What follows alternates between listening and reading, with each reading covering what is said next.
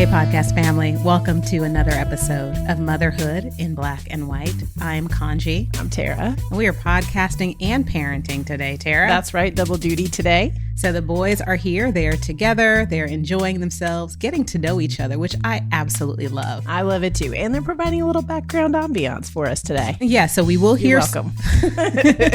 So Roman, my 12-year-old son, really absolutely adores Gage, your 10-year-old.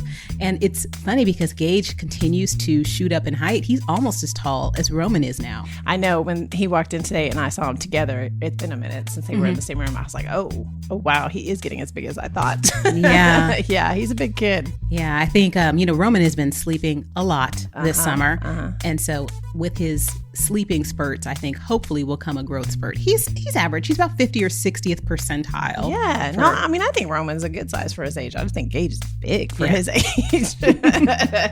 That's it. So Roman's been sleeping. He's done a couple of acting camps and sleeping, playing video games. And you and Gage are still doing tennis lessons, right? We are. We actually had a week off because our coach that we were seeing, unfortunately, was in a car accident. And he's okay, but he's on PT, so he couldn't coach us last week. So we're going to go back to this rec center this week and do some group classes. But yeah, we've been enjoying it. Well, good. Tennis lessons can be kind of rough, especially in Texas in 90 or 100-degree weather. Yes. But that's kind of what we as moms and as women do. We deal with the tough stuff. That's right. We suck it up. Yeah. So today, let's talk about some of the tough stuff and the tough lessons that we teach our children and also ourselves.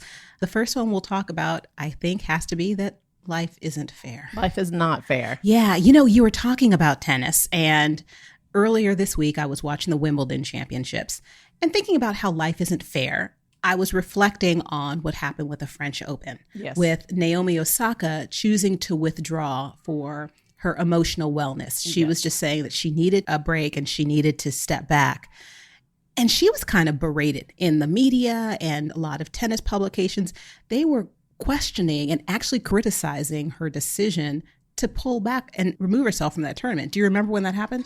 Yes, I was following a lot of that. I was very invested. And it all started, when she didn't want to do media, and that sort of stirred it up. And I hated the words I saw in the media about her, like spoiled and diva, and can't she just do what she's supposed to do? Yeah, and I just hated it. Just shut up and hit the ball. Just shut up and hit the ball. Right. I hate it. But she was taking care of her mental health. Yes. Right. Conversely, like 2 days later, men's champion Roger Federer withdrew from the tournament, claiming that he knew his physical body and he didn't want the physical pressure on his body. Yeah. And he was lauded. We'll see you next time. Yeah. Take good care of yourself. Applauded. Yes. Like, he knows his body. Yes. This is what's best for him.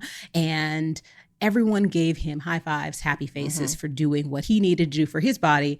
And that was really against the backdrop of how we saw Naomi Osaka was treated.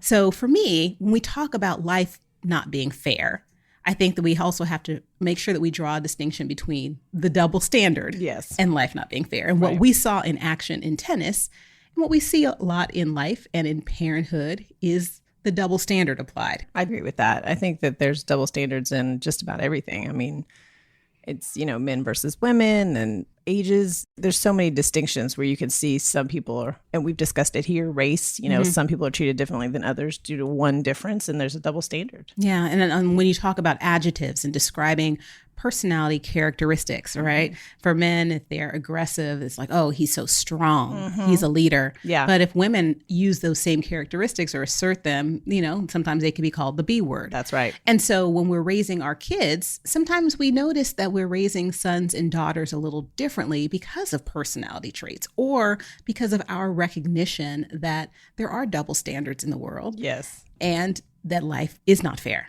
That's true. I find myself sometimes kind of leading with a double standard, not even realizing I'm doing it. And then I catch myself and then I wonder, I don't know. I mean, that is the double standard.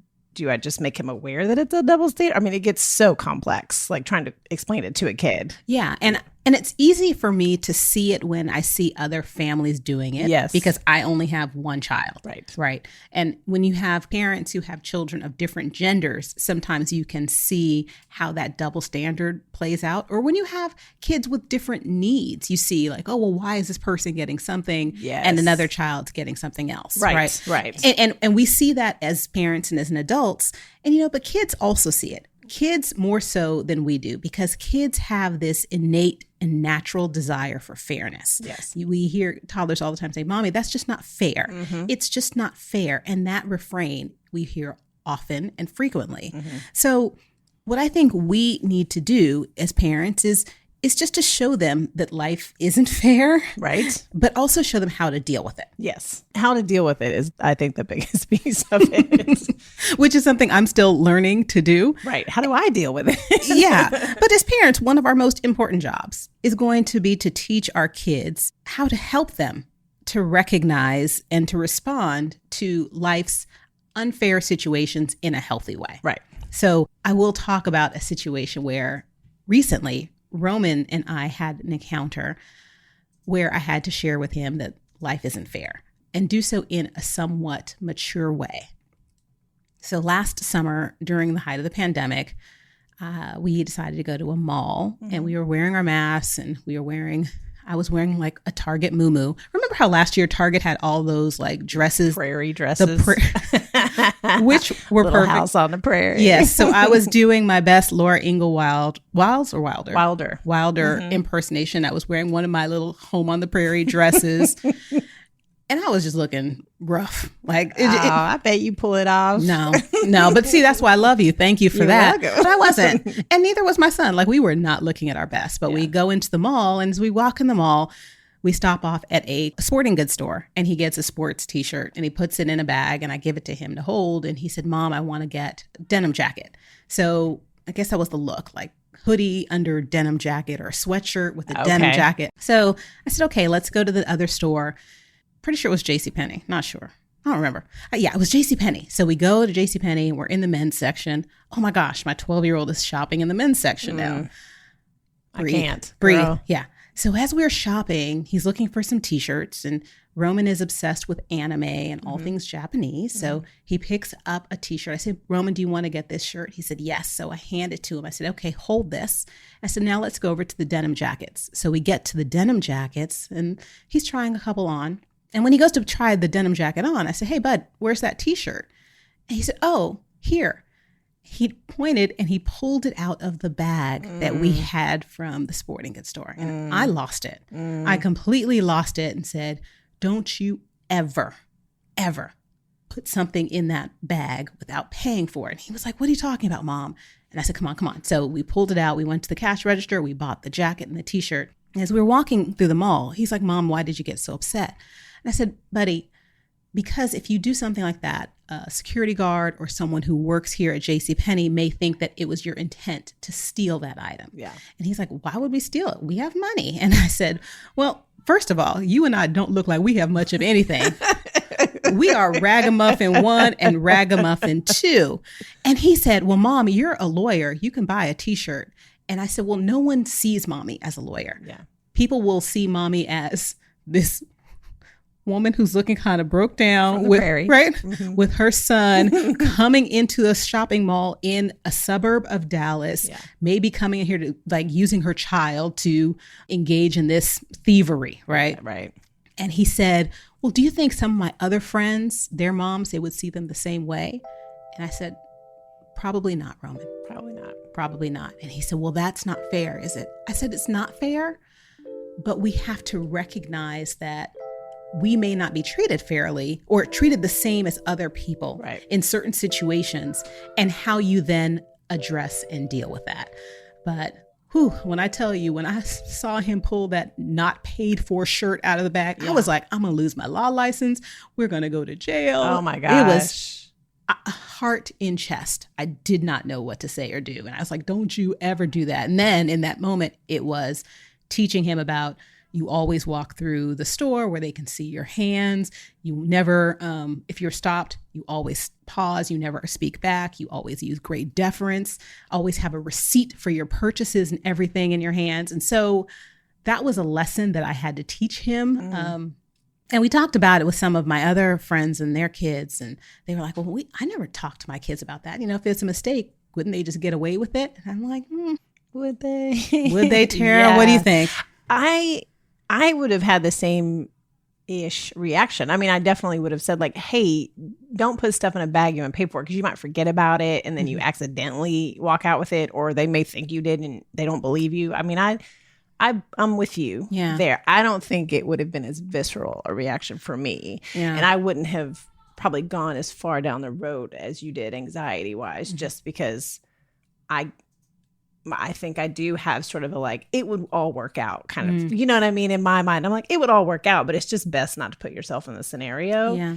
I know why it's different between us. So I know where you're coming from, and I can see why it would be so much different for you with Roman. Yeah, but for me, I think also there have been situations where I haven't been given the benefit of the doubt. Right. And there have been situations where Roman hasn't been given the benefit of the doubt. Yeah. So it's kind of ingraining in him in a way that I try to make it as healthy as possible and as helpful as possible to anticipate that, to expect that. Yeah. But it's not just about, sometimes in society, people are going to treat people differently and that's not fair. It's in general, like, how do we teach our kids that more or less life is not really fair? No. Yeah. So we came up with a couple of ideas and ways that we have decided to, and how we can kind of categorize what we've done to teach our kids about this in that healthy way that we talked about. Yep. And the first thing I think is always to build awareness outside of themselves. Right. Kids are naturally spoiled and selfish. For sure. They live in their own little world where they are the master of the universe. Yeah. Yes. They're egocentric. It's me. What's in it for me? That's the kid. What am I getting? Right. Yeah. And so I think when we are able to expose them to experiences and things and people, we can show them what real injustice looks like. Yes. Right? Yes. So, I think last time our boys were together, Roman may have gotten a little upset because Gage had like one more slice of pizza than he did. You got to be quick with Gage. He will eat all the pizza. And listen, and let me be clear, Roman was not hungry. Right. He just didn't want someone to have, he was counting the slices. And when Gage left, he's like, Mommy, Gage had one more slice of pizza than I did. That wasn't fair. And I looked at him and of course, with all the love in my heart, but also like, you're being ridiculous. Yeah. Like, fairness is about, you have to understand that fairness and injustice are two different things. And you have taken it to this point, like, this is an injustice. That child got one more slice of pizza than me. But showing him and showing all of our children that there are real inequities, inequalities that occur. There are real injustices that occur. And so we have to, I would hope, get them to adopt that lens, right? And one of the ways that I think that we do that is by exposing them to volunteer activities. I know you and I have talked about this with the boys. And one of the things I struggle with Gage is he doesn't understand why he can't have, whatever he wants, whenever he wants it. Like, and he thinks it's so unfair that he can't just ask for a thing and get it right that second. And one of the things that we've done is we've talked that through with him is, helping him understand that, hey, a lot of kids out there don't get just whatever they want. They get a lot less than you, like, and exposing him to volunteer opportunities or doing like the adopt a kid at Christmas and buying for kids that aren't getting Christmas presents. We try to do that stuff to run home the point that he's very privileged and has a lot to be grateful for. And so while one thing may not be fair to him, it would be, completely different for somebody else. Absolutely. Perspective and getting them to empathize and put themselves in another person or another child's situation. Yeah. And giving them responsibility for things outside of themselves. Yes. A lot of times we make sure that our kids are self-sufficient or that they take care of themselves. I wonder what would happen if we started making sure that we spend equal amounts of time or similar amounts of time making sure that they're responsible for others, and start to develop that muscle in all of our kids, understanding that you're not just responsible for yourself, you're responsible to be a good global citizen. Right. Yeah. I was thinking the exact same thing as you were saying.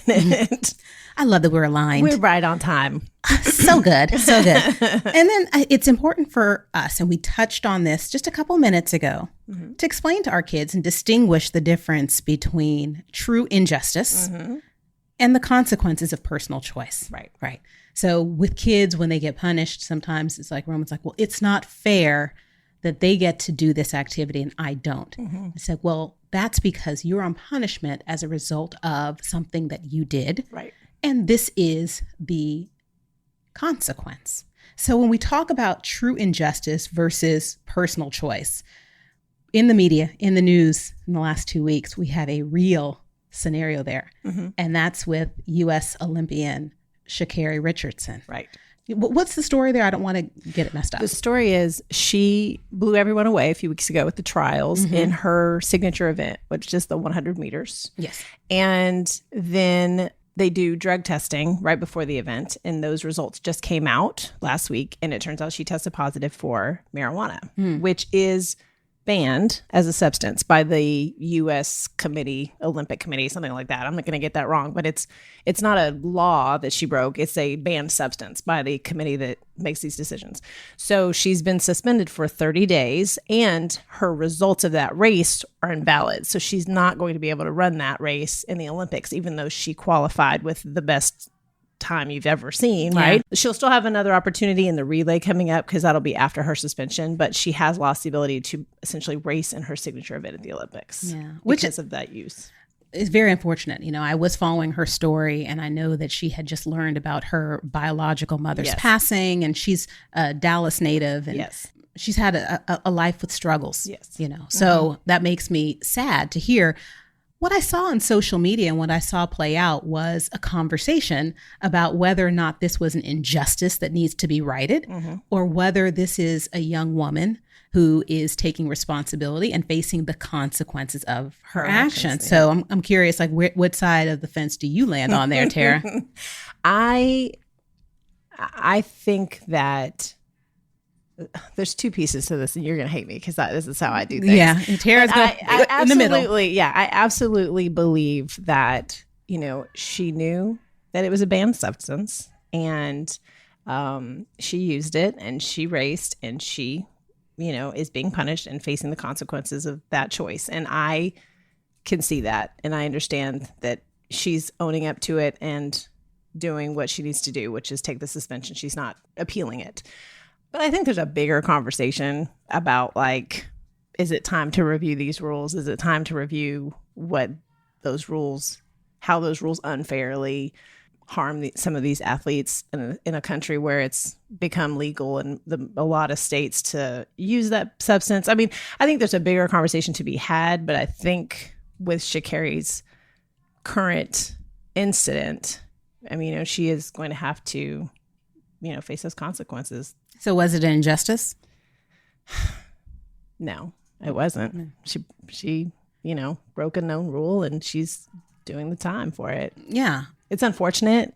I feel terrible about it.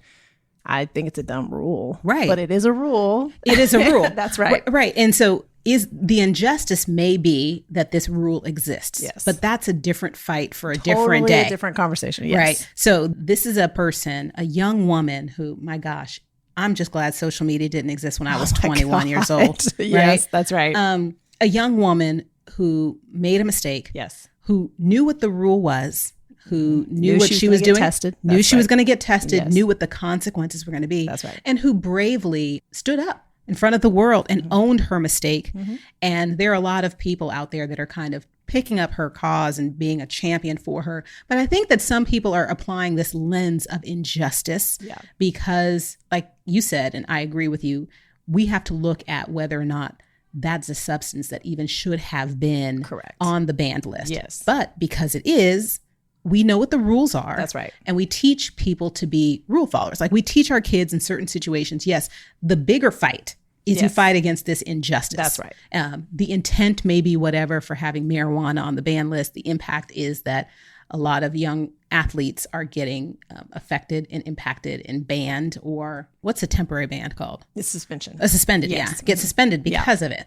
So we can teach our kids that, but then share with them and hold up Sha'Carri Richardson as a model of someone who did something wrong, a young person who did something wrong, who's taking and accepting responsibility for her actions. I agree with you. So when we do that, I think that's going to help us to avoid a victim mentality. Yes. Because alternatively, what could have happened is people are like, well, why'd this happen to me? Like, you know, this is wrong. It didn't impact my performance. This should be thrown out. I didn't do anything wrong. I want to just let it stand. And I think that that's where we kind of can see that victim mentality play out. I agree with you. I've seen all of it in the media. I followed it very closely because she's a Dallas girl. I was so excited for her. You know how I feel about track and field and the Olympics. It's one of those things where I think people feel like it's either you're on this side of it's injustice or you're not. And I'm like, there's two conversations here. Yeah. There are two conversations here. I don't disagree that it's a dumb rule. I don't. But I also, am looking at a person who is intelligent and smart. And, it was a 24-hour, just for 24 hours, just move on, just do your thing and get through it. And you knew what was going to happen. It's very clear, so it's tough. It's a tough situation. Yeah.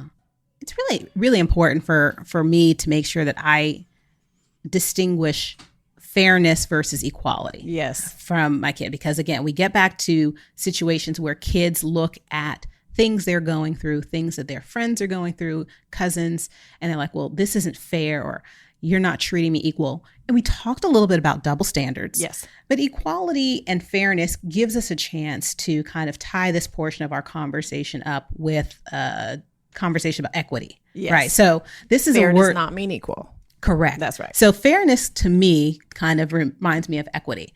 And so the definition, the distinction that I use a lot in my work is equality is giving each person the same resources to get a result. Right. So everyone gets the same thing. That's equality. Yep. Equity is giving persons or people the resources of things that they need to reach an equal result. Yes. So the analogy I use is equality is giving everyone a shoe. Equity is giving everyone a shoe that fits.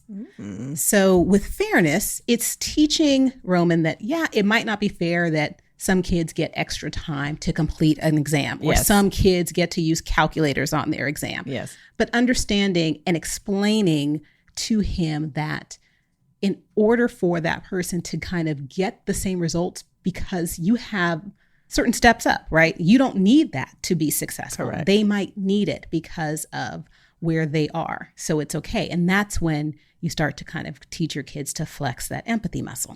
That was the exact example I was thinking of, because in the classroom, I know that happens, where when I was in school, I remember there was a student in middle school with me who had Tourette's. And at one point he got to, this is before we had computers in every classroom. And at one point he got to carry a computer around with him everywhere. And it was like, hey, that's kind of, you know what I mean? Yeah. But he needed that. And that was what he needed so that he could sort of be on the playing field with us. Like that's what got him to the level that we were starting at. So I totally understand that example. It makes complete sense to me. Right. And sometimes our kids don't, because they're short-sighted. They're little. Yeah. They're little. They don't get it. And if we as parents also don't get it, right, or also either complain about or question, or say, I don't know why this person's getting more time, or it's not fair that these kids get these resources, or why are these people getting certain things and my kids aren't? Yes. That's where we start to have kids not developing that empathy. Yeah, I agree with you. So I think it's we have to set the example. Yeah. We have to sort of help them see the thing that they may not understand just due to lack of perspective, lack of experience. That's where you have to be the grown-ups and go, listen, this is why, and you're good. Like it's just not your business. I mean, that's what they need to be at the table with you. Yeah. And there's nothing wrong with giving everyone an equal opportunity to benefit. Agreed. Yeah. And giving some people extra resources and ability so that they can. Yes. Without thinking that they're taking something away from you, or, Yes. All of this often comes back to sort of an abundance mentality. If you walk around consistently worried that every piece of the pie that someone else gets is a piece of pie you don't get, so to speak, for Roman's sake, then you're going to struggle with this. Yeah. But if you can understand that you're going to get everything you're supposed to get, and they're going to get everything they're going to get, like it's everybody, there's enough. There is enough. There is enough. It's not a pie eating contest. No, it's not. It's enough. But if it were, what kind of pie eating contest would it be, Tara? Oh, for me, it's going to be a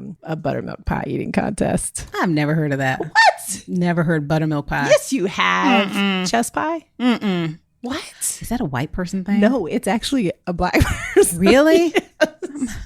Okay. I can't wait for your mama to hear this episode. You know, she's gonna be so disappointed in you. Listen, we've already accepted. My mother is so disappointed in me for so many reasons. Well, for me, it's either going to be sweet potato pie, Okay. or a peach cobbler. Which I could do is that a peach pie? cobbler. And it's not a pie, but I would take it over a pie for sure. It's my podcast. It's going to be a Yeah, pie. that's right. We're We'll gonna make say it what we want. We're gonna come up with a version. Yeah. So when we talk about life isn't fair. Yep. That's one of the really tough lessons that we as parents need to find a way to teach our kids and to promote in them without making it seem like we are in any way upset about that. It's just a reality. That's how life can be. And we need to teach our kids. I hope that we can teach our kids to accept that, and so that they can grow from and grow within it. I agree with you. Yeah. So there are a couple other life lessons that we think are kind of tough ones that we wanted to just share with you, podcast family, before we wrap up this week's episode. The first one I would like to share, Tara, is something that I've said many times to Roman. It's that you can try your best, but still not be successful. That's a tough lesson that I have to tell myself every day. Oh, really? Yes.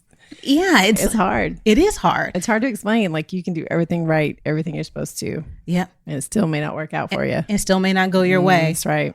But it makes for a really good show tune. Like, for if we were Broadway songwriters, Yes. that would be a good one. I think so. I think tough lessons are what Broadway show tunes are all about. Yeah. I love it. I love it. What's something that you have taught your son, Tara? So we laugh a little bit about this, but I am kind of the mind that kind of talk about how not everybody's going to like him. You know I've made the comments before that Jason and I at home will be like, listen, we think you're great, but nobody else in the world thinks you're that special. That's just us. I mean, and it's not about beating him down. It's just about being right sized. Yeah. And, an example is when he was in school as a kid, he had a teacher, and it wasn't that she didn't like him, but they just didn't vibe. You know what I mean? They just weren't into each other. He was not her favorite for sure. And he didn't really like her very much.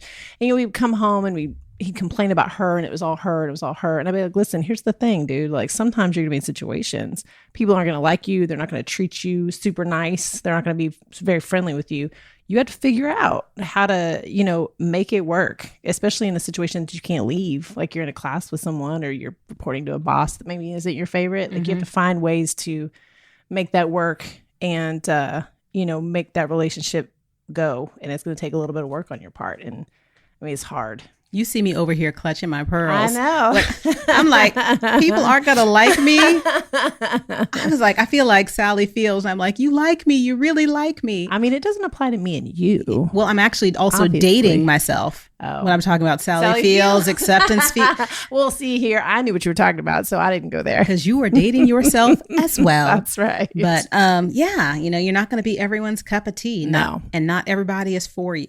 That's true. So That's true. that's a good one. One of the other lessons that I teach Roman, and this is a 2-in-1, we get a twofer. It's that sometimes bad things happen to really good people, and sometimes good things happen to bad people. Oh, it's so true. And that's something, like, he came home a couple of years ago, and there was a kid in his class that was very mean. It was a mean kid, just like mean spirited. Yes. Spoke very badly about kids. Was a bully on the playground. And then Roman asked me, he's like, "Well, Mommy, if he's such a mean kid, why does he have so many friends? Why do the teachers give him, preferential treatment? Why do people like him?" And I said, sometimes you can't really equate goodness with success, or so true. And so it's hard because you want them to always be good people, but sometimes they see that you're doing the right thing, you're doing good, and you're doing well, and bad things are still going to happen. So it's just staying the course and not letting that affect or impact who you are, your character. That is such a tough lesson. Yeah. Oh, it's hard to sit in your integrity like that. I get it. For me, the last one I was thinking of, and Gage hates this, obviously, and this is for me too. People get to say no. Like, you can ask people to show up for you. You can ask people to give you something. You can ask people to do a thing, and they're allowed to say no. I think back when he was a little kid, and we would go to friends' houses, or he'd be at the playground, and a kid would be playing with something he wanted to play with. And the assumption was that they have to share. If I ask to play with it, they have to give it up and let me play with it. And I'm like, no, dude, they get to say no, and you get to go find something else to do.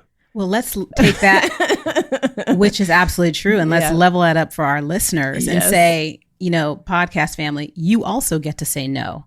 And no is a complete sentence. No is a complete sentence. I still get flabbergasted sometimes when people give excuses or reasons behind their no in certain situations. Like I'll reach out to people at work and I'll put a meeting on their calendar and they'll say, no, because I have this meeting.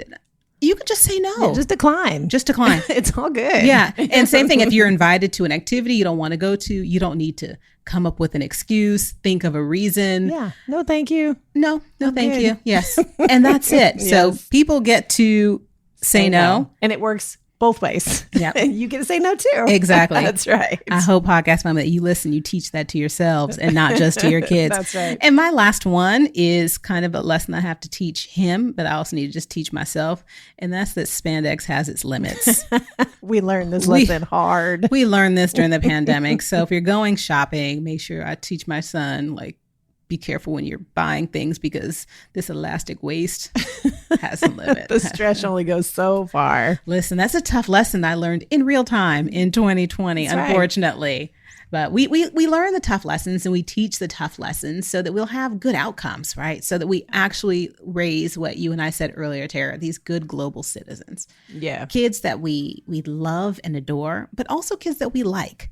And kids that are going to be able to be resilient, that are going to be independent, all things that we've talked about on different episodes, right? Yes. I mean, we've talked about this on very recent episodes. As a matter of fact, I feel like we've been building up to this one. So podcast family, you should go back and listen to the last 2 or 3 because we've been covering a lot of tough topics these weeks and we've got a lot more planned for you. So whatever platform you're listening to us on, make sure you follow us so you don't miss any future episodes. And when you have some time, go back and listen to some of our recent ones that we've been talking about, raising independent kids and resilient kids and good global citizens. It's all topics we've covered here on the podcast. We love having you with us each week. If you have a minute, if you could also stop and just rate and review the show, that helps us so much with engagement and getting this message out to even more. Thank you so much. Yeah, we are always remiss if we don't thank people for taking time each and every week to listen and hopefully to laugh a little bit, but also to take something away from our message, the messages that you and I share, Tara, and also those with our guest moms. And speaking of guest moms, we have a few phenomenal women that will be joining us the next few weeks. If you have any tough lessons that you've taught your kids, share them with us on social media. We love to hear that. Before we wrap up, Tara is going to wrap up with one of her favorite quotes from her son. Yes, the perfect quote for this episode. It comes from Gage Campbell, circa 3 years old. Aww. And it goes a little like this. You get what you get and you don't throw a fit. That's it. I love that. He came home. I mean, obviously it was a teacher, but he came home with that one at preschool. And I was like, man, that's good. I'm going to write that down. That's gold. That's for everybody, including our spouses. That's correct. So with that being said, podcast family, we are going to sign off this week. Thank you for tuning in. Guard your health, mental, physical, and spiritual. And we'll catch you next week. Same time, same place. Take good care. All right. And you can still hear them yelling. So they didn't die, Joe. Yes, we heard them the whole time. You heard Gage. Yes. That's who you hear. That's all right. I do. Well, these are just meeting if I hear Gage, then I know we're good. We'll take our stuff. You can sit outside with them, Joey, so you don't have to worry. Thank you. And then I'll order the pizza. Got it covered. Okay. See you later, man. Great job. Congratulations on 60 days. Thank you. Hey, podcast family. Welcome to another episode of Motherhood in Black and White. I'm Kaanji. I'm Tara. And we are coming to you today with our boys being off from school. Wait, it's summertime. Camp. We're all off today. I'm going to start again. Like, what month are we in? Nothing makes sense anymore. It's okay. Okay, we'll start again. Okay.